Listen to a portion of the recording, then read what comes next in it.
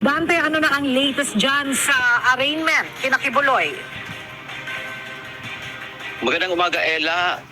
Pasado alas 7 ng umaga ay nagsimula yung arraignment o pagbasa ng sakdal kay Kingdom of Jesus Christ leader Apollo Kibuloy dito sa Pasig City Regional Trial Court, Branch 159 sa kasong human trafficking. Kasama din yung kanyang 4 na mga akusado.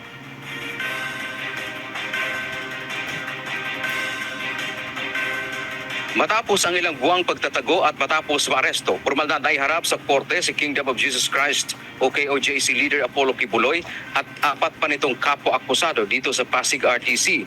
Pasado alas 7 nang dumating ang convoy, lulan si Kibuloy at co-accused na sina Crescente Canada, Jacqueline Roy, Ingrid Canada at Sylvia Simanyes.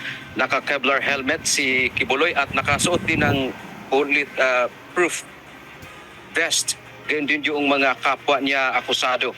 Ayon kay Attorney Joanna Paula Domingo, isa sa mga abogado ng private complainant, na si Attorney alias Amanda, naghain ng not guilty plea si Kibuloy at ang lahat ng mga kapwa akusado nito, kabilang na si Pauline Canada na huling dumating kanina. Kinumpirma naman ng abogado ni Kibuloy na si Attorney Israelito Torion ang sinasabing ang not guilty plea ni Kibuloy at wala na siyang iba pang pahayag na ibinigay.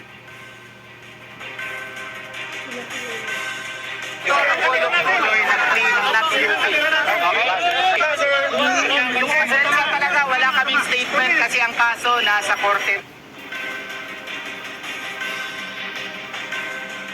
Dagdag pa ng legal team ni alias Amanda, tiwala sila na ang umano'y mga krimeng nagawa ni Kibuloy at kapwa akusado nito ay sa wakas mahahayag na.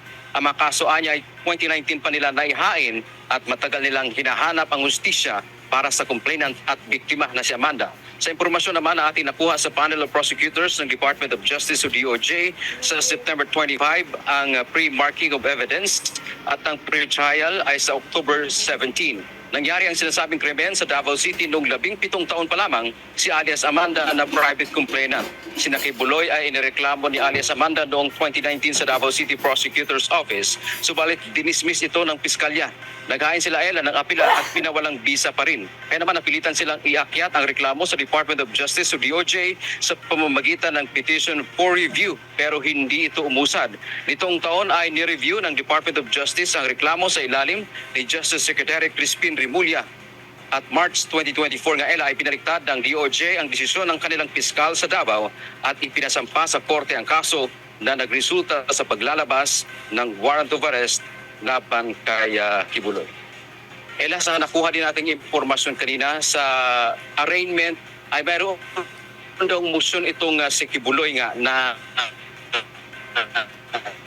Tutulan ito ng prosekusyon at meron daw siyang alternative na motion kung hindi sa EFP ay sa Veterans Hospital dahil ang paliwanag umano ng kampo ni Kibuloy ay may sakit ito pero tinutulan din ito ng prosekusyon. Ang nagiging hatol ng korte si Kibuloy habang dinidinig pa o wala pang resolusyon yung kanyang motion na ilipat siya dyan sa Armed Forces of the Philippines ay mananatili siya sa detention facility sa Camp Crame.